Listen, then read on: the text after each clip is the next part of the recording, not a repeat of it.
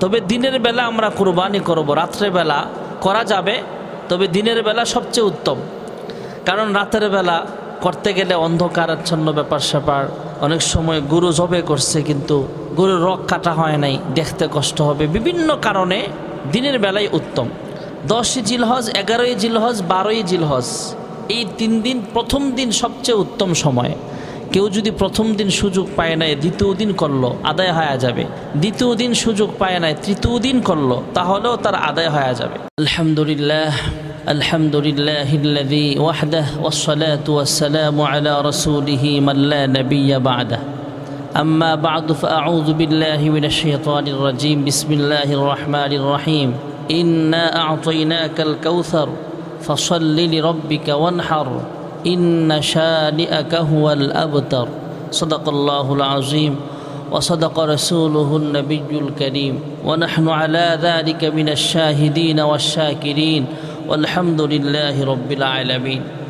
যেহেতু সামনে কুরবানি চলে আসছে, কুরবানি সম্পর্কে কয়েকটা মাসআলা আলোচনা করব ইনশাআল্লাহ। কুরবানি করা ওয়াজিব।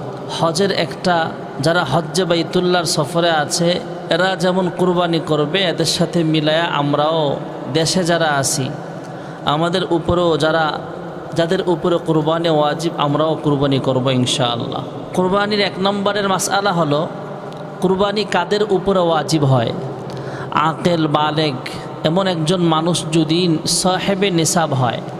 আমরা নিসাবের পরিমাণ অবশ্যই সকলেরই জানা আছে, কারণ এই ব্যাপারে আমরা রমজানে প্রত্যেকটা মসজিদে মসজিদে জুমার বয়ানেও আমরা আলোচনা করে থাকি। সাহেবে নিসাব বলা হয় যাদের কাছে 52.5 ভরি রূপা অথবা 7.5 ভরি স্বর্ণ। একজনের কাছে শুধু 7.5 ভরি স্বর্ণ আছে, তার উপরে ওয়াজিব হবে কুরবানি। একজনের উপরে অথবা 52.5 ভরি রূপা আছে, শুধু রূপা আছে তার কাছে, তাহলে রূপার পরিমাণ হবে 52.5 ভরি রূপা। এখন একজনের কাছে 10,000 টাকার স্বর্ণ আছে, এরপরে 20,000 টাকার রূপা আছে, কিছু ক্যাশ টাকা আছে এক্সট্রা, এমন করে করে যদি 52.5 ভরি রূপার দামের সমান হয় সব কিছু মিলা, তাহলেও তার উপরে তাকেই বলা হবে সাহেবে নিসাব। কুরবানির ঈদের 3 দিন, কুরবানির ঈদ যেদিন 10ই জিলহজ, 11ই জিলহজ, 12ই জিলহজ, এই 3 দিনের ভিতরে কেউ যদি সাহেবে নিসাব তথা নিসাব পরিমাণ সম্পদের মালিক হয় তাহলে তার উপরে কুরবানি ওয়াজিব হবে। কুরবানির প্রথম দিন হলো 10ই জিলহজ।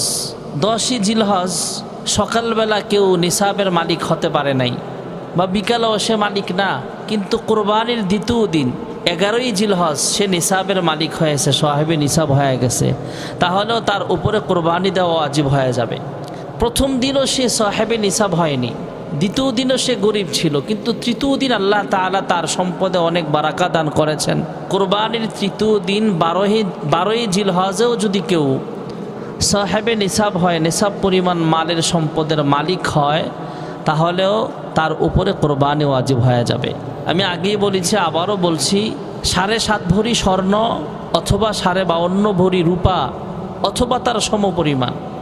আমরা ধরে নেই একজনের কাছে অল্প স্বর্ণ আছে, কিছু টাকা আছে, কিছু রূপা আছে, এই সবগুলো মিলায় যদি 52.5 ভরি স্বর্ণের দামের সমপরিমাণ হয়, ঈদের 3 দিন তথা 10ই জিলহজ, 11ই জিলহজ, 12ই জিলহজ, এই 3 দিনের ভিতরেও যদি কেউ আল্লাহ তাআলা তাকে সাহেবে নিসাব বানায়, আগে গরিব ছিল কিন্তু ঈদের দিন সকালবেলা সে ধনী হয়েছে, বিকালে ধনী হয়েছে, বা দ্বিতীয় দিন সে পয়সাওয়ালা হয়ে গেছে, তাহলেও তার উপরে কুরবানি ওয়াজিব হবে। তাহলে 1 নম্বরে আমরা জানলাম কুরবানি কাদের উপরে ওয়াজিব।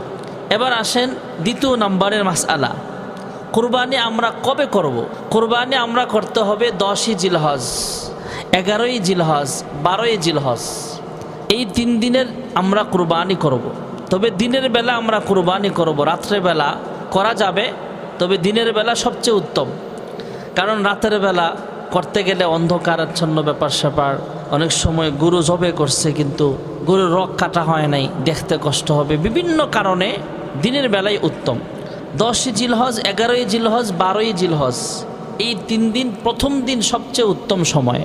কেউ যদি প্রথম দিন সুযোগ পায় নাই, দ্বিতীয় দিন করলো, আদায় হয়ে যাবে। দ্বিতীয় দিন সুযোগ পায় নাই, তৃতীয় দিন করলো, তাহলেও তার আদায় হয়ে যাবে। তাহলে আমরা আজকে দুইটা মাসআলা এখানে জানলাম, কুরবানি কাদের উপরে ওয়াজিব, এবং দ্বিতীয় নম্বরে আলোচনা করলাম যে কুরবানি কখন আমরা আদায় করব, কোন দিনগুলোতে কুরবানি ওয়াজিব হয় এবং কবে আমরা কুরবানি আদায় করব। আল্লাহ তাআলা কুরবানির আরও যে মাসআলাগুলো আছে সবগুলো মাসাইল জেনে আমল করার তৌফিক দান করেন। আমিন।